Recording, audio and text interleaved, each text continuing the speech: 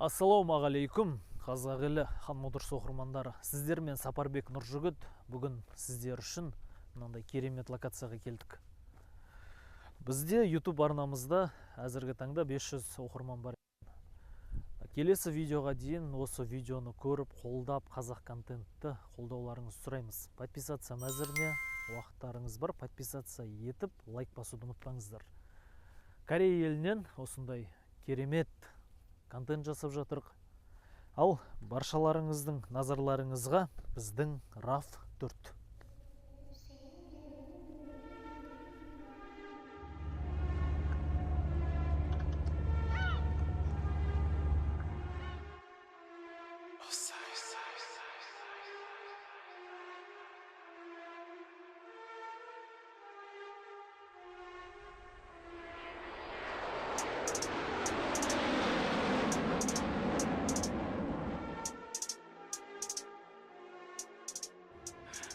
Автокөлігіміз Toyota RAV4. Ал енді осы Toyota RAV4-ке келетін болсақ, бүгінгі толық жетекті версиясы 2.5 гибрид. Ал енді ол гибрид қандай, қалай, ол жағында алда түсіндіріп өтеміз. Маған бірден ұнайтын жақтарына көшсем, маған осы автокөліктің түр пішімі, дизайны ұнайды. Қараңыздар, бруталды келген. Және де мынау американдық Ford автокөлігінің решеткасына ұқсайды. Бұда мынандай противотуманниктері бар, қара мен ақ түс үйлесіп керемет жасалған. Енді бұның түсіне бір 5 балдың 4-еу десем де болады. Өте компактный келген, өте жинақы, өте мындай ашулы түрде.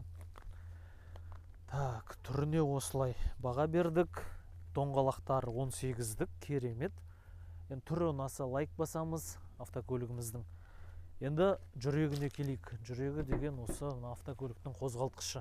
Ең қызық жері.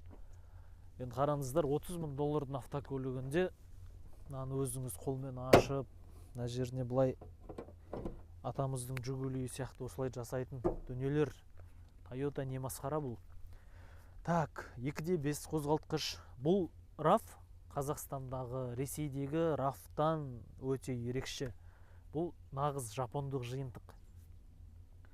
Қозғалтқышы Lexus ES 250-дікі және де Camry 75-70 барлығы осы қозғалтқышпен экономды келеді. Мынау гибрид электромотор. Екі заттың қосындысы гибрид деп аталады. Ал қараңыздар, енді Қазақстанда сіздер бензин автокөлікке газ қоясыздар. Значит, сіздердікі де гибрид болып тұр ғой да. Менікі дұрыс болса, дұрыс деп жазыңыз комментарияға, дұрыс емес болса, дұрыс емес деп. Бұл қазекеңдердің ең сүйікті автокөліктерінің бірі. Camry'ден кейінгі екінші орында тұрған Toyota RAV. Так, біздегі бүгін толық жетекті. Капот жабылысы осында. Енді материал өте жұмсақ келеді, және де жүрісі де өте жұмсақ. Мынандай ақша белгілері бар, гибрид деген. Бұл гибридтің жүрісі жақсы, барлық жақсы тұстары бар. Жаңағы қозғалт несі 100 километрге 7 литр, 6 литр сондай өте экономды келеді. Және мына жерлері өте жақсы жасалған. Бұлар антикоррозияға өте керемет, стильді. Хром элементтерін байқап тұрмын, есіктерінде. Тағы мынау багаж илетін керемет зат. Кроссоверлердің барлығында осындай керемет дүниелер болады. Аты қазір есімде, мына жерге жаза кетем. Тағы люк бар. Бұл люкпен жапондық белгі екені көрініп тұр. Датчик слепых зон. Айналарында повторитель поворотника. Так, артына келсек. Бұның артқы дизайнында маған ұнайды.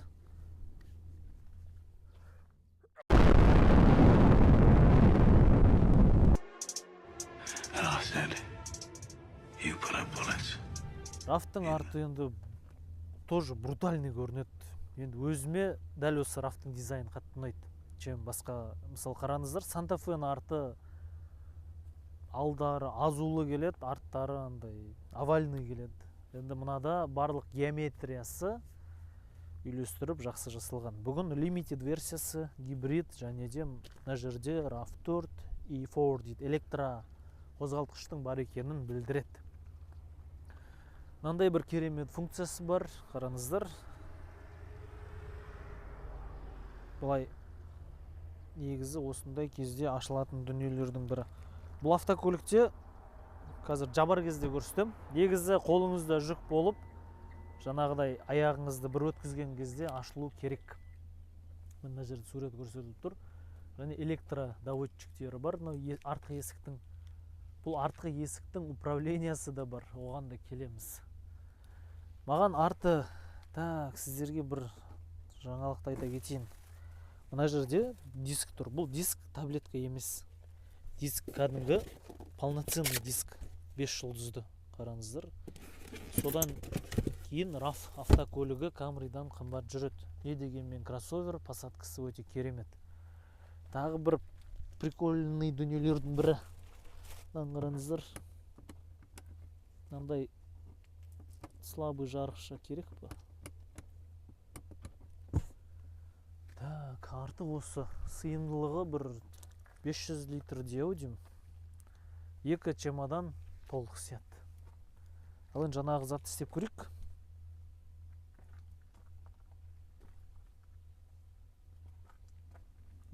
Неге мен істеген кезде болмай қалады?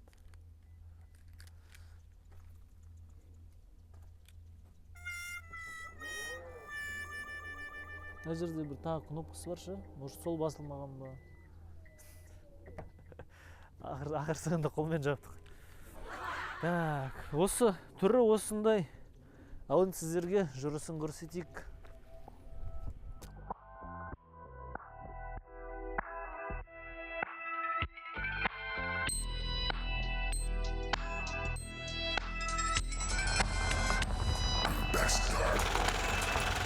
Grove Street, home.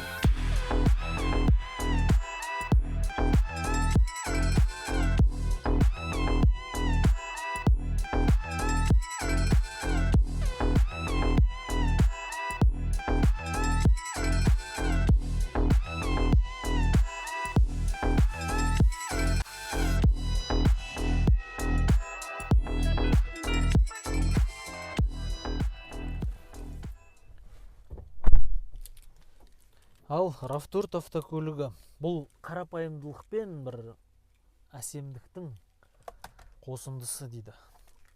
Қараңыздар, кілті Camry автокөлігінің кілті болсын, басқа да болсын. Бұлар Toyotаны бұлай қарапайым жасап қойған. Ал егер Lexus болса, ол басқа дүние болар еді. Бірден оталдырайық. Қараңыздар. Оталды, бірақ дыбыс жоқ. Өте керемет емес пе? Бір анау неде тұрасыздар? Светофорда тұрған кезде мүлдем дауыссыз. Тағы да бір айта кетер дүние, мына жерде беспроводной зарядчик, сымсыз зарядты алуға болады телефонды, және де USB Type-A. Өте керемет дүниелер. Электронды ручник, автохолд. Қазір коробканың сатысын көреміз. Бұл 6 сатылы. Гибридті 6 саты болады, бензинді 8 сатылы болады. Бүгінгі версия толық жетекті. Мына трейл нелері тұр. Қараңыз, тау таста жүретін функциясы. Коробкада спорт режим бар. RAV4-те барлығында спорт режим болады коробкада, ал Camry'да болмайды. Мен Camry'мен салыстырып жатқан жайым жоқ, но сіздерге пайдалы ақпараттардың бірі болар. Алдыңғы 2 орындықта обдув бар, подогрев бар, қараңыз. Антизанос, және де мынандай бруталды, салонның өзі брутал ғой. Мынау желдетпелермен управление, климат контроль. Ал одан жоғарысына келсек, мынау 89 жылғы біздің сол мониторлы, сенсорлы екен, сенсорный дисплей. Мынау физикалық батырмалармен. Бұл тек қана әуен тыңдап, телефонды жалғап, және диск салып кино көрсеңіздер де болады. Енді дискті пайдаланасыздар ма, білмеймін енді. Қазіргі заманда ешкім даже флешканы пайдаланбас, барлығы телефонға көшкен заман. өздеріңіздің еркілеріңізде. Ал біз кеттік жүріп, мынау функцияларын тексере кетейік. Проекция жоқ. Маған бір ұнаған мынау проекционный дисплей. Қазір мен тоқтап тұрған кезде сіздерге түсіндіре кетейін. Камераны жақындатсаң, қазір автокөлігіміз оталып тұр. Қараңыздар. Бұл электромоторда доқ таусылған кезде бірден отала кетеді.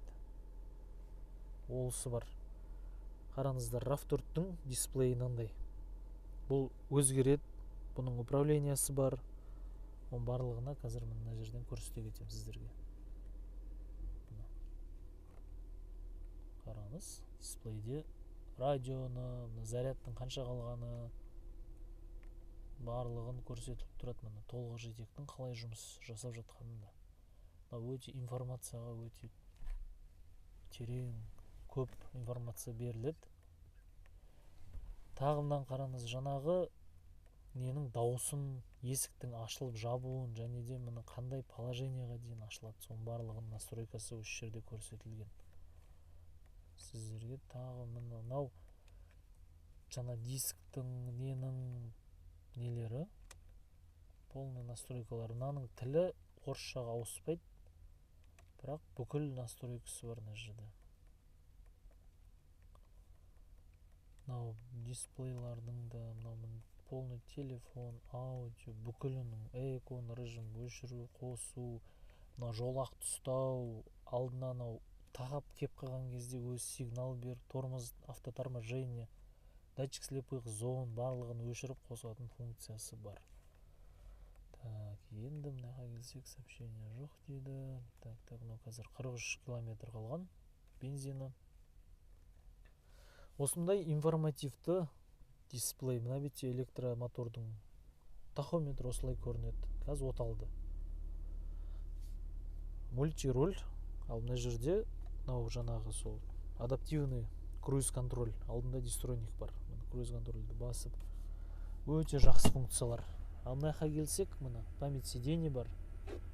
Сапасы тағы бір айта кетер дүние, мына жерде жақсы шовпен тігіс бар. Кейбір RAV4-терде мына жерде пластмасс. Осы жерін салыстырып көрсеңіздер болады.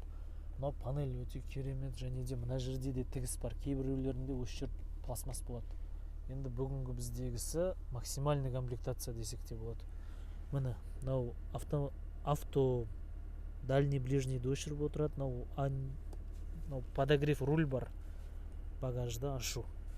Мен наны түсінбедім. Осыны жаза кетіңіздер. Осыны электро бірден соған қатысты зат сияқты. Тағыда мынандай қармашқа бар. Пайдалы зат салатын орын. Так.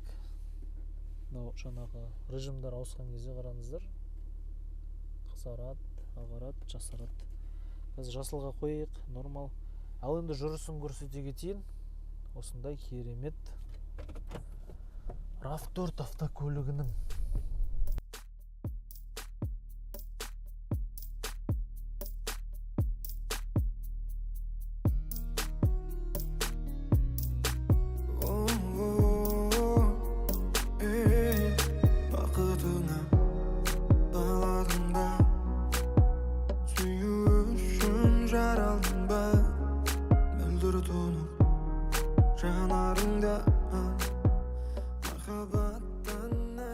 Осында жолда өзін-өзі ұстауы, жүрісі қалай екен деген сұрақтарыңызға жауап бере кетеміз. Ең бірінші қауіпсіздік белбеуін тағуды ұмытпаңыздар.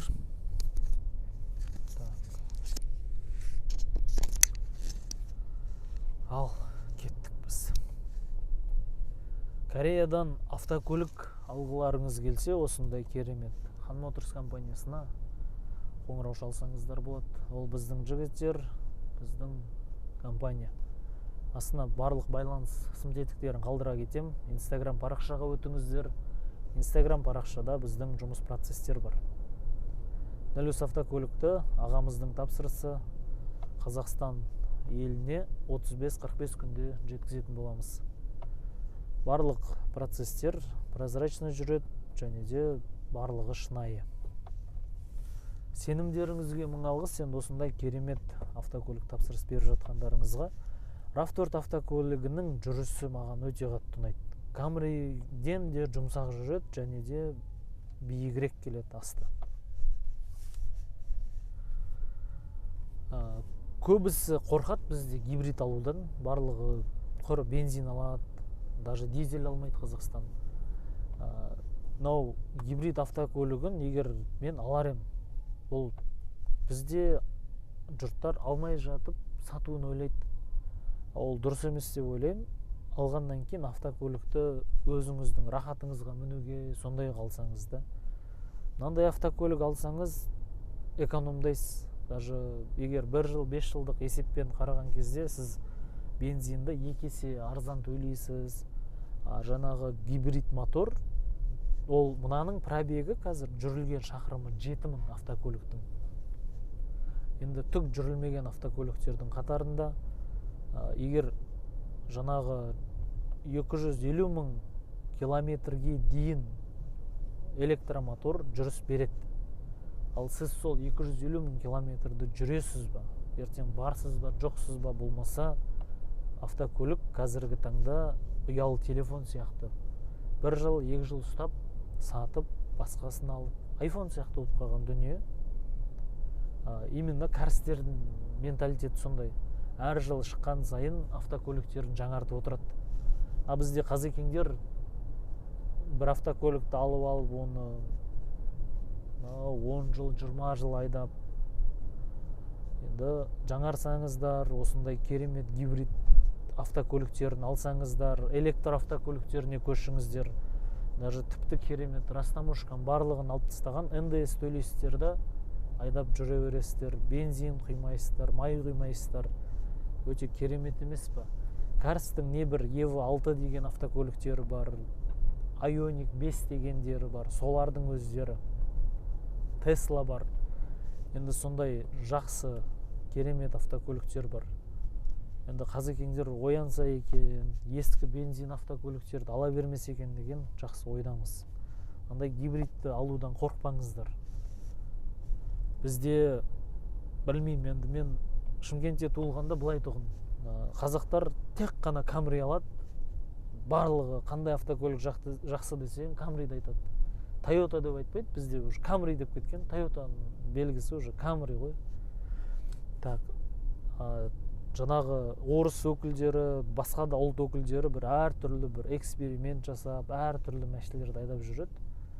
Енді оларға қызық шығар, қорықпайды, және де басқа да бір автокөліктерді айдап көреді.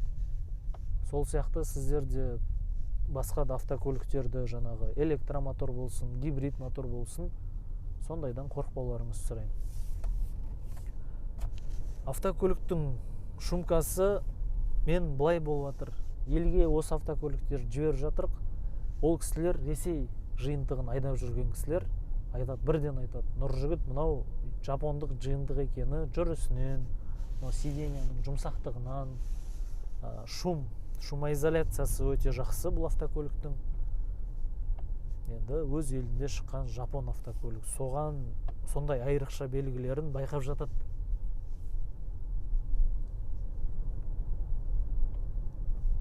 Міне қараңыз, Tesla кетіп баратыр, Genesis көрініп тұрса. Кәрістер ескі автокөлікті азайдайды, жоқтанғасы десек болады.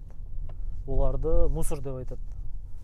Бізде қазір Қазақстанда 70% елде сіздер теуіп жүрген автокөліктер мусор. Енді мусор деп есептеледі. Бізде осы кәрістердің деңгейіне жете берейік, жаңа автокөліктеріміз көбейе берсін, жаңаны мінгенге не жетсін. Маған бұл осы RAV автокөлігінің разгоны мен тоқтасы ұнайды. Бұлар жеңіл жүреді, жеңіл тоқтайды, управленияда да кроссовер. Қазір 100 километрге шығып, тормоз береміз, тоқтасын көресіздер, және де разгонын да көресіздер. Қазір дәл алдағы жерде разгон жасайтын боламыз, мына светофорда. Қараңыз, светофорға келдіңіз, ешқандай дыбыс жоқ. Ал жасыл жанды қазір 100-ге дейінгі несін көреміз, разгон. Кеттік, 1, 2, 3.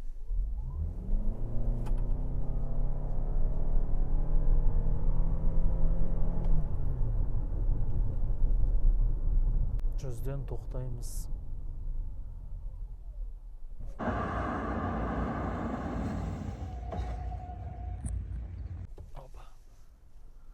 Автокөлік осындай, жүріс разгоны тез, тоқтауы да тез. Бұл гибрид мотор болғандықтан бірінші разгонда электромотор көмектесті. Одан кейін барып, бір 40-тан асқаннан кейін электромотор қосылды десе де болады. Өзі заряд алып, өзі жұмыс жасай береді. Ешқайда барып заряд берудің қажеті жоқ. Маған қатты ұнап жатыр. Сапасы да вообще бүкіл Toyota RAV. Бұл автокөлікті бізде Tucsonмен салыстыруға болмайды, Sportageмен салыстыруға болмайды. Бұл автокөліктің классы бір шама жоғары. Toyota RAV. Santa Fe'мен салыстырыңыздар, бірақ Santa Fe бұдан қайда мықты. Келесі видеода бізде Santa Fe болады. Енді осы видеоны таратып, осындай RAV автокөлігі бар екенін біліп жүрейік. Керемет RAV, мына Кореядан жапондық RAV-ты алдырсаңыздар болады. Сіздермен Сапарбек Нұржігіт, сау саламатта болыңыздар. Осындай керемет обзорларды жібермей көру үшін біздің каналға подписаться етіңіздер. Ассалаумағалейкум.